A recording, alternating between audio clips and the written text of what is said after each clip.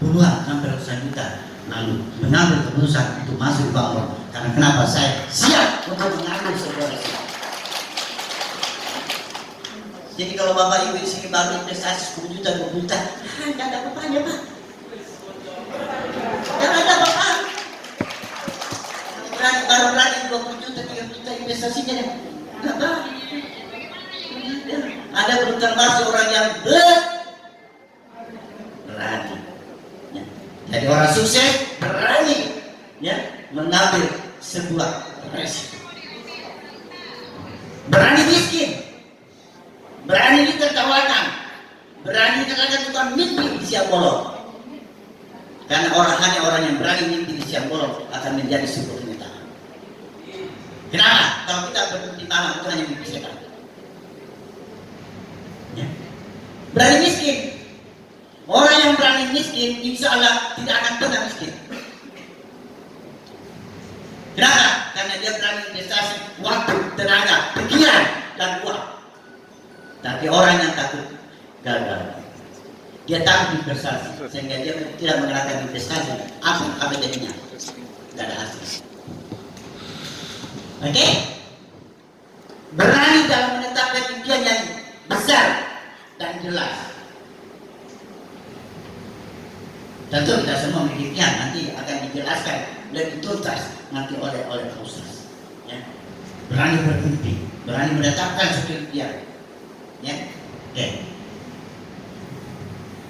Berani berubah untuk lebih baik. Ya, tentu kita ingin sesuatu yang lebih baik. Tidaklah salah kondisi kita sekarang, Bapak Ibu sekalian. Tidaklah salah kita lahir dari rahim seorang ibu yang miskin. Tidak salah, ada itu kodrat. Tapi yang salah adalah ketika kita mewariskan kemiskinan kepada anak-anak cucu kita. Itu yang salah. Tidak salah, Bapak Ibu sekalian.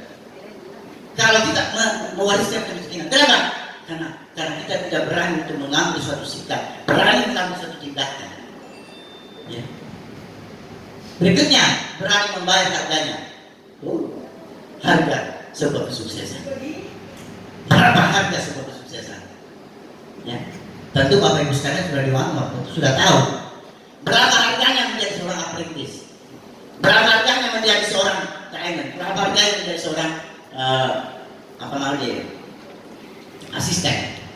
Jadi ada sebuah harga yang kita harus bayar. Tentu harga itu berbanding lurus dengan tingkat kesuksesan kita. Kalau Anda ingin menjadi apprentice, tapi Anda tidak melakukan action di lapangan, tidak menjadi contoh, tidak punya karismatik, tidak disiplin pikiran, tidak disiplin perasaan, dan tidak disiplin tindakan, tentu itu agak sulit kita dapatkan. Ya, berikutnya berani bekerja untuk mewujudkannya. Ya, jadi jarak Parepare dengan Makassar itu hanya hitungan, itu hanya angka-angka saja. Bagi kami tidak ada masalah. Ya.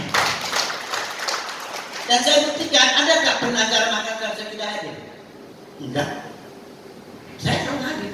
Karena saya tidak hitung berapa kilometer di depan 200 km itu hanya angka, hanya di otak, hanya di pikiran. Yang penting saya mencoba berangkat itu saja. Jangan hitung kilometernya. Yang kita hitungkan adalah besok saya tiba di Makassar, selesai. Apa yang akan terjadi di lapangan? Serahkan seperti itu.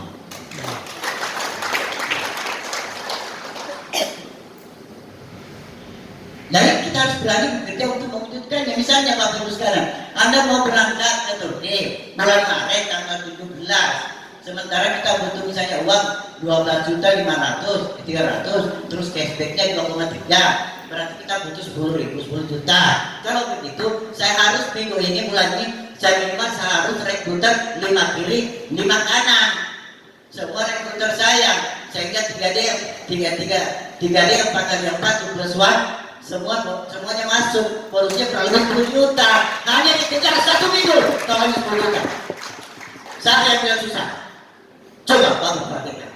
Mulai besok, 1 minggu ke depan, rekrut 5 kiri, 5 kanan, semua rekruter Anda.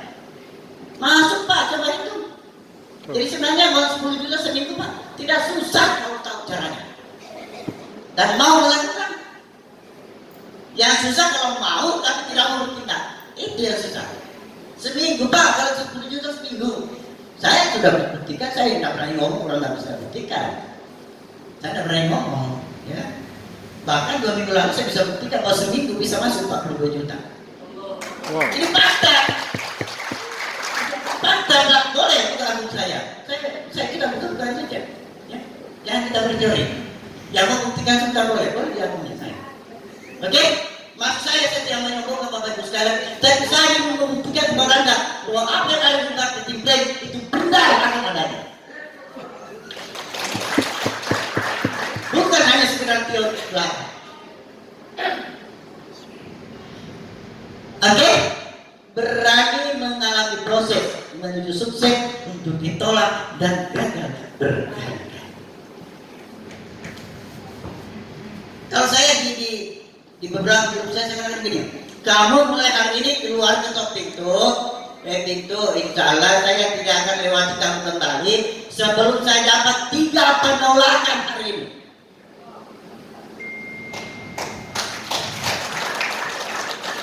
Lalu keluar berdoa akan berdoa karena segala sesuatu yang tidak akan terjadi tanpa izin Allah. Itu intinya. Lalu yang punya suami minta izin sama suami, yang punya istri minta izin sama istri. Tapi yang paling enak adalah jalan sama-sama istri. Itu yang paling enak. Keluar. Niatkan. Hari ini keluar. Prospek. Anda prospek ini ditolak. Alhamdulillah. Sudah dapat penolakan 1 karena janji saya 3. Ditolak alhamdulillah. Datang sini. Prospek sini. Diterima. Syukur sudah dapat 1. Ada enggak ini? Datang lagi ditolak, alhamdulillah sudah 2 yang tolak, berarti tanggung jawab saya hari ini tinggal 1. Prospek lagi diterima lagi, prospek diterima. Jadi bagaimana nih? Kan sudah sore nih Pak, belum ada. Nah sementara saya kan janji diri saya bahwa setiap hari saya harus ditolak 3. Datang aja. Tetap cari siapapun yang ditanggung jarak 1 meter, itu adalah tanda. Begitu mereka senyum, masuk dalam kerangka. Makanya juga mengarang bilang murah senyumlah kalau mau banyak rezeki. Benar itu di mana? Kita berikan dulu abos 1 untuk kita. 1 meter senyum selesai, sudah masuk dalam kerangka. Nah, apa yang membuat sekalian? Ketika itu Anda lakukan, maka Anda tahu, oh kalau saya prospek kemarin begini ditolak. Kalau begini diterima, Anda belajar dari pengalaman. Apa yang akan terjadi berikutnya? Lakukan itu 90 hari betul-betul. Yang akan terjadi. Anda susah cari untuk menolak pada saat di prospek. Kenapa? Karena statement bonus sudah menunjukkan berhari, berminggu 50 juta. Ada yang menolak. Pak, saya sudah 2 bulan di Walmart. Ini bonus saya, ini buktinya sekian. Lah, baru 3 bulan sudah 50 juta. Gimana caranya? Sederhana Pak, KTP. Ya? Jadi kita harus memperlihatkan bukti Bapak Ibu sekalian. Perlihatkan bukti. Anda memang susah dipercaya kalau melihat bukti.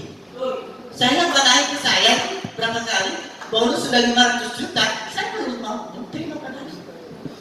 Begitu sombong saya. Iya, kalau saya tidak sombong dulu Bapak Ibu sekalian, mungkin saya sudah seperti Pak Ismet, Pak Mustaqim. Iya, tapi kenapa? Saya dulu sombong dengan jumlah saya. Saya lidi. Itu harus sombong dulu. Ya. Ya. Oke, santai aja lah, terus serius ya, santai ya. Kemudian seorang penakut tidak pernah mengakui ketakutannya, namun sering mengambil alasan untuk menutupi ketakutannya. Pak, saya kan pegawai, saya tidak banyak waktu. Berapa jam sih Anda di kantor? Ya. Di kantor kerjanya ngapain? Jadi yang pegawai, udahlah saya dapat 5 Pak. Bu, saya ini udah 29 tahun jadi pegawai. Bulan Desember sudah pensiun. Ini pengalaman. Jadi kita ini kadang-kadang pegawai ini gimana ya? SMS. Sudah miskin, sombong lagi.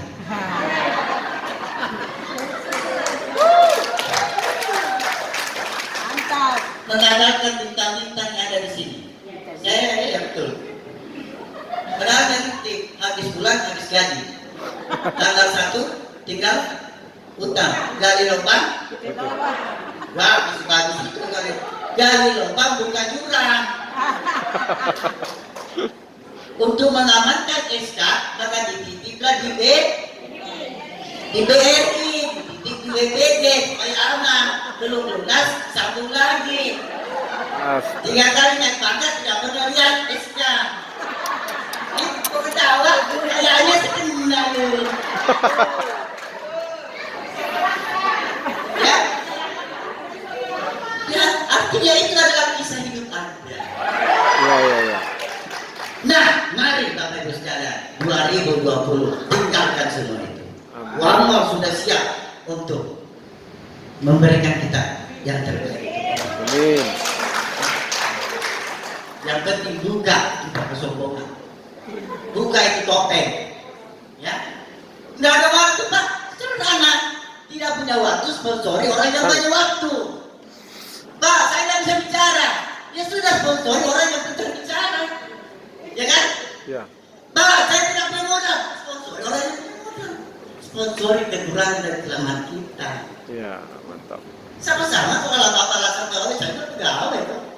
Ya. Ya, saya pegawai. Tapi saya juga bisa bangun. Saya bisa ke Samarinda, ke Balikpapan, kemudian ke Palu.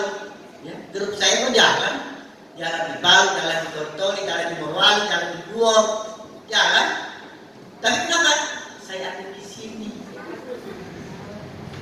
Saya ada di sini, bisnis saya jalan di sana. Itulah hebatnya Wanmor. Kita lihat tentang Wanmor.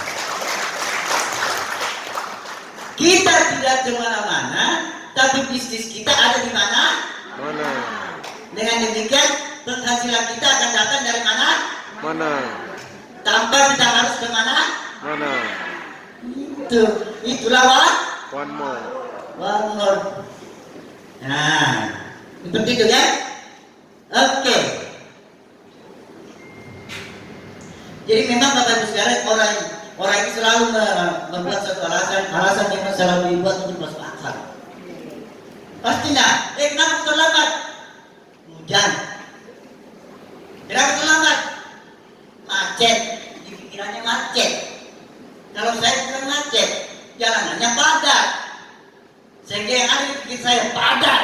Pertemuan saya hari ini padat. Omset saya hari ini padat. Resmi saya hari ini padat. Tidak ada kemacetan. Jalanan Pak. Saya lama macet, tidak macet di kota. Pikiran, perasaan, tindakan macet semua.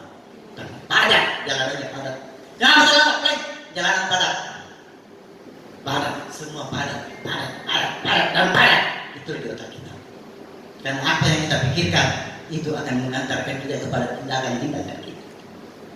Jadi hati-hati dengan pikiran. Ya. Mulai hari ini berpikirlah selalu menjadi orang sukses, orang kaya. Maka insya Allah hati dan pikiran kita serta otot kita, tenaga kita akan mengantarkan kita untuk menuju ke sana.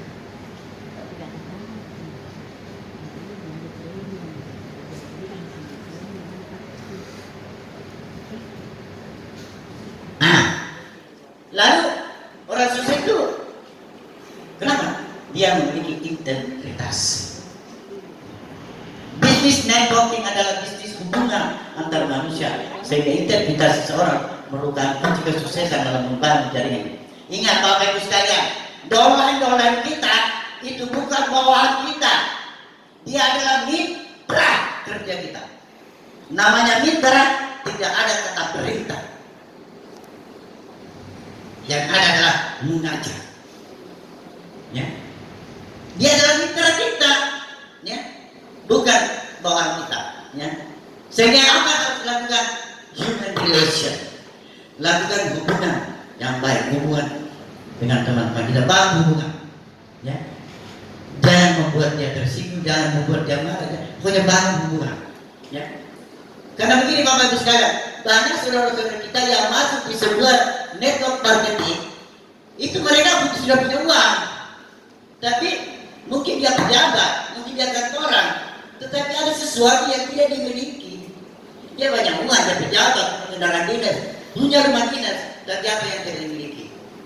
Ada mungkin sesuatu hubungan emosional, hubungan kerjasama, hubungan dengan tim, selalu enak, selalu nyaman bersama-sama. Itu kadang-kadang yang dicari. Jadi kadang-kadang kita butuhkan. Ya. Jadi kunci kesusahannya adalah membangun jaringan yang kuat dengan cara membangun hubungan emosional. Jangan pernah kita berpikir downline itu adalah bawahan kita. Dia adalah mitra kerja kita, mitra kita. Namanya mitra adalah simbiose mutualisme. Kedua belah pihak saling menguntungkan. Ya, bukan kita sebagai upline memanfaatkan downline kita, bukan. Tetapi kita berusaha membantu downline kita agar downline kita bisa berhasil. Saya katakan Bapak Saudara, saya katakan bahwa begini, jangan kita berpikir berapa bonus saya bulan depan. Tapi yang kita harus pikir adalah berapa bonus saya di kaki kiri bulan depan, di kaki kanan bulan depan, berapa bonusnya. Itu yang ada di pikiran kita. Dan secara otomatis kalau itu kita lakukan, kalau bonusnya dari yang kita 10 juta kiri, 10 juta kanan, lalu kita berkat apprentice, kan dapat berapa? 20% ya? Coba, kalau bonusnya 10 juta, di sini 10 juta, berapa? Dapat 5 juta, 10 juta. Tapi kalau kita egois memikirkan bonus kita tidak berpenghasilan, downline kita juga tidak berpendapatan. Akhirnya sapu di paru. Orang Makassar bilang jarum na boya na pangkuk tapila. Ya. Oke. Berikutnya, mengatakan hal yang baik itu mudah, namun melakukan itu butuh integritas. Lagi-lagi Bapak Ibu kembali, jadilah contoh, jadilah bola anutan, jadilah suri tauladan.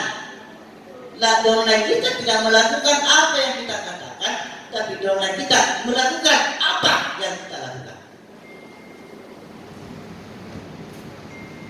Anda mau suruh downline Anda lagi ke pertemuan, Anda yang keluar lagi ke pertemuan. Jangan di rumah, ini ke pertemuan, Anda di mana? Tidak, saya kebetulan lagi di NES. Ya? Nah, kan gitu. Oke. Jadi, dari lagi downline kita tidak melakukan apa yang kita katakan, tapi mereka melakukan apa yang kita lakukan. Jadi selalulah jadi contoh. Ya.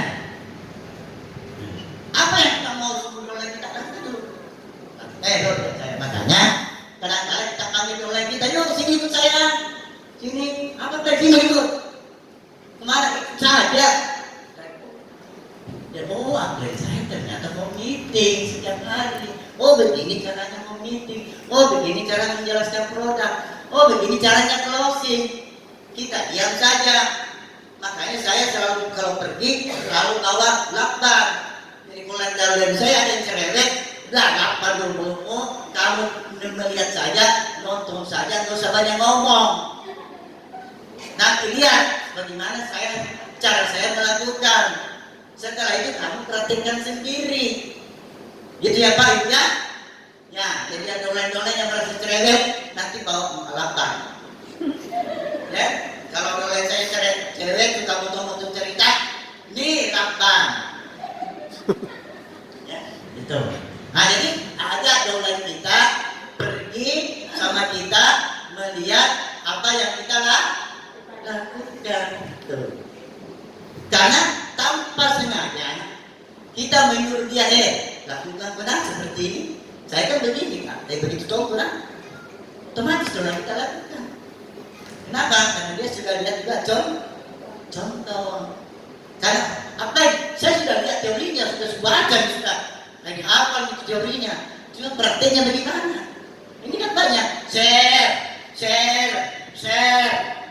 Bingung gimana lakukannya? Ya, jadi harus kita berikan contoh. Apalagi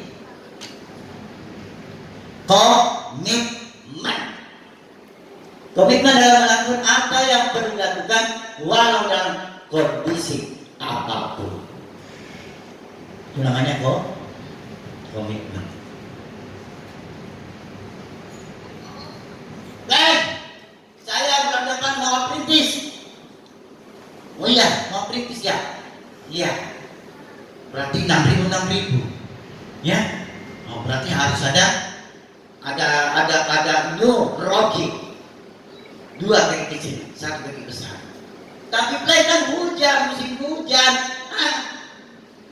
Tidak ada alasan itu untuk hujan. Ya? Hujan dan jadikan alasan ketika sudah pernah menetapkan sebuah target. Ya, target harus dikejar. Kemudian apa lagi? Ini kita lihat. Komitmen selalu mengandung 3 hal. Berani menentukan tujuan. Berani menentukan tujuan. Tujuan itu apa tadi? Rocky, beginner, kemudian apprentice, asisten, dan seterusnya. Tujuannya untuk mencapai target itu, ya kan? Berani bertindak untuk mencapai tujuan itu. Nah, apa yang harus dilakukan? Karena saya mau jadi pencari berkat ini, berarti saya harus memiliki titik fokus. Siapa titik fokusnya? Downline kita yang serius tadi. Kemudian titik lokus, di mana mereka mau bekerja? Oh, downline saya si A. Saya mau jadikan beginner. Berarti itulah titik fokus. Lantas di mana dia harus membangun jaringan? Oh, dia membangun di Polmas. Berarti lokusnya di Polmas. Karena namanya banyak di Polmas, keluarganya banyak di Polmas, temannya banyak di Polmas.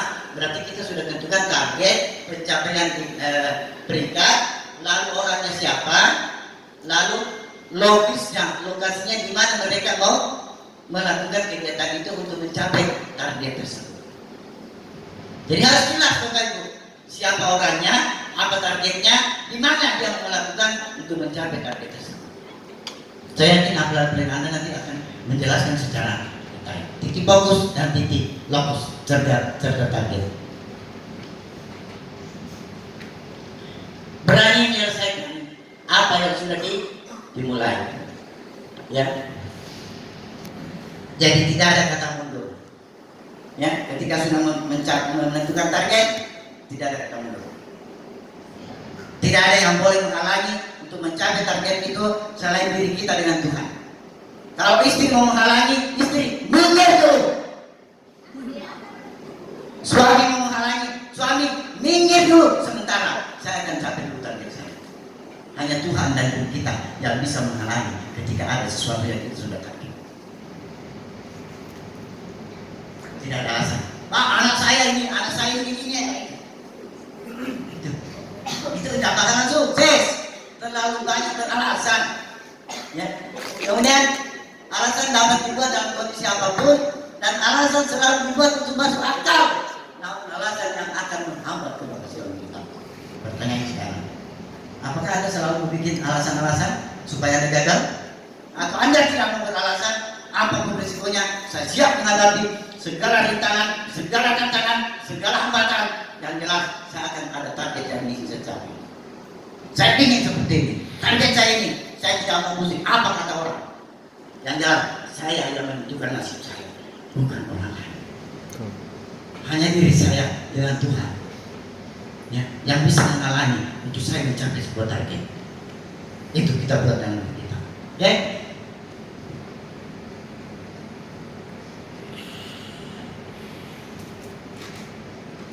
Untuk sukses, pilih salah satu, mau alasan atau mau komitmen. Tapi Anda tidak dapat memilih kedua-duanya, harus memilih salah satunya.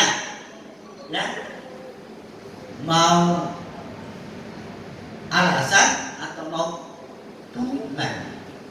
Ya, oke, berikutnya ketulusan. Ya. Orang tidak peduli seberapa hebat atau pintarnya Anda sampai mereka tahu bahwa Anda peduli kepada mereka. Mereka tidak perlu tahu, wah Anda juga di perusahaan lama dulu. Iya, Anda hebat, Anda punya peringkat puncak, Anda ini, Anda itu. Tapi yang mereka tahu adalah apakah upline saya ini peduli sama saya. Apakah ketika ada masalah saya, dia ikut terlibat untuk mencarikan solusi. Upline bukan pembantu. Upline itu membantu menyelesaikan masalah, tapi upline bukan pembantu.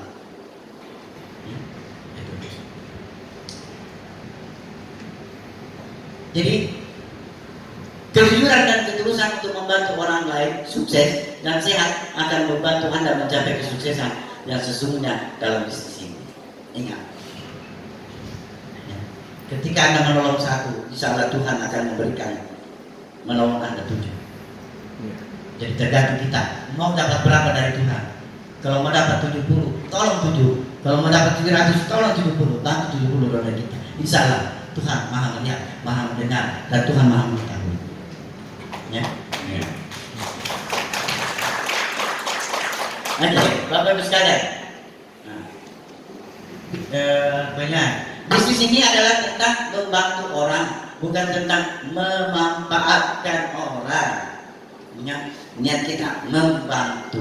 Bagaimana caranya membantu saya dengan Bapak ini supaya Bapak ini bisa lepas dari utang, ini bisa menyelesaikan masalahnya, ini bisa ini itu, ya. Keeper tolongnya ingatkan. Komunikasi adalah jawaban dari segala macam kesalahpahaman. Jadi begini Bapak Ibu sekalian, perlu selalu dibangun komunikasi dengan dolar kita, karena banyak hal yang terjadi. Misalnya dolar kita sudah aktivasi, ya kan? Kemudian sudah sudah belanja produk. Contoh misalnya produknya belum datang, mereka mungkin negatif. Tolong nanti di situ kita bangun komunikasi, memberikan penjelasan kepada dia, ya, memberikan pemahaman kepada dolar kita. Jadi kita selalu membangun komunikasi dengan dolar kita. Ya, komunikasinya yang mata lainnya juga adalah komunikasi tentang target pencapaiannya. Kemudian apa kendala-kendala yang dihadapi di lapangan. Bapak Ibu sekalian, ini kalau boleh jangan kita selalu percaya kepada orang kita. Sudah berapa omset di kaki besarmu? Sudah berapa omset di kaki kecilmu? Sebaiknya kita tanya, target kamu minggu ini berapa omset yang kamu ingin targetkan di kaki besar? Minggu ini berapa omset yang kamu targetkan di kaki kecil? Apa yang saya bisa bantu untuk mencapai target itu? Kan enak Pak? Enak kan? Apa yang saya? Berapa target saya? Apa yang siap bantu saya? Oke. Kemudian menetapkan konsep ABC. Ini Bapak sekarang. Ini ABC masuk ini. Ini jadi apa kita, ada di bawahnya lagi, ada di bawahnya lagi. Ini komunikasinya nanti kalau boleh dilakukan secara berjenjang. Jadi dari C kepada D, ya, kemudian dari D kepada A. Jangan semuanya A B dari D C D sampai Z semuanya ke A. Ya, tapi dilakukan pembimbingan dan konsultasi secara berjenjang dari A kepada D dari bawah ke atas ya. Nah, nanti kalau tidak bisa D baru nanti C seperti itu. Jangan set semua darinya ke A. Komunikasi yang baik dapat memilih kata-kata yang efektif untuk menggambarkan maksud dan tujuan. Nah ini juga perlu kita ya. Jangan saya enaknya ngomong nggak kedolan kita. Tentu kita pikirkan dengan mereka. Makanya kita jadi apa? Karena kadang-kadang kita harus jadi goblok. Kalau ketemu ayam jadi ayam, ketemu bebek kita jadi bebek, ketemu kambing kita jadi kambing. Seperti itu Bapak Ibu sekalian. Kita harus menyesuaikan dengan kondisi dan keadaan serta keadaan psikologis dan keadaan hubungan dengan kita. Jangan kita ini mengacu pada diri kita. Ya, kalau kita ketemu dolan kita yang baik manis jadi baik manis. Ya. Kita ketemu dolan kita yang koleris, kita jadi koleris. Ya, jadi seperti itu ya. Jadi apa itu menyesuaikannya? Saya percepat ya. Sedikit lagi.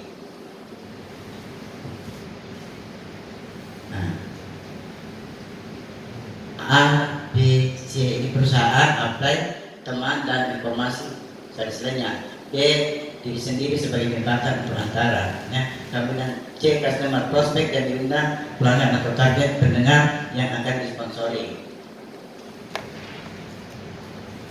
Teachable. Nah, teachable adalah sikap dari seseorang yang mau dan siap untuk belajar. Anda sekarang berada di ruangan ini. Anda tidak perlu mengatakan saya dari mana. Yang jelas Anda sekarang berada di ruangan dan kita semua yang ada di ruangan ini tentu siap untuk mengucapkan kelas kita untuk kita isi. Kita harus jadi pembelajar. Ya.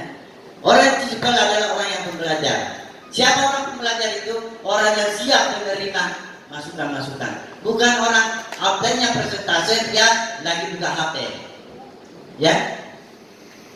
HP-nya lagi asik menjelaskan juga dia juga lagi asik buka HP. Ya. Makanya kalau ada oleh saya suruh itu HP-nya disilentkan dulu, kalau bisa dinonaktifkan, kalau sudah nonaktif masih bunyi, dicabut baterainya. Supaya tidak mengganggu. Nah kemudian rendah hati dan terbuka adalah kunci dari sikap teachable. Belajar dari pengalaman orang lain akan mempercepat kesuksesan kita.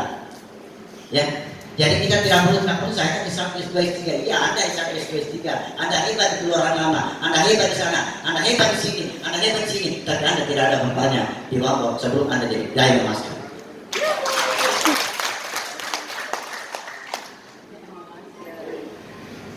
Tidak ada satu negara dunia yang tidak memiliki pelatih. Ingat, Anda harus memilih satu orang untuk menjadi konsultan Anda sebagai pelatih Anda. Harus memilih, harus menentukan satu pelatih Anda. Dan itu boleh memilih. Tergantung pelatihnya siap menerima atau tidak. Ya, itu. Kita bisa memilih ini apa yang bisa menjadikan pelatih saya. Boleh. Kemudian seorang yang teachable tidak mempertanyakan, namun langsung melaksanakan. Ya, jadi tidak perlu. Baik, kenapa harus begitu? Kenapa harus begini? Mungkin begini, mungkin begitu. Enggak. Kalau atur di dalamnya apa? Siapkan, laksanakan. Nanti jalanan kalau ada masalah. Baik, saya sudah laksanakan, tapi saya dapat masalah seperti ini. Apa solusinya? Seperti itu. Jadi lakukan saja apa yang disarankan oleh apa yang Anda, apa yang aktif Anda. Jangan terlalu banyak bicara. Lakukan saja, karena apa yang Anda sudah memonitor. Apa yang Anda kirim Anda berperang, dia sudah tahu tentang kekuatan lawan. Ya, jadi tahu lagi di banyak pertanyaan. Seorang yang teachable tidak mempertanyakannya. Untuk menerapkan sistem dalam jaringan Anda siap. Teachable merupakan kunci kecepatan dalam keberhasilan Anda. Intinya adalah jadilah pembelajar. Belajar di mana? Belajar sama apa? Belajar di pertemuan, belajar di home meeting. Oke? Cukup ya? Oke, Bapak Ibu sekalian. Nah, ini adalah materi pengantar Bapak Ibu sekalian. Nanti ada materi berikutnya setelah materi ini. Itulah nanti akan membahas betul tentang bagaimana. Jadi saya hanya pengantar.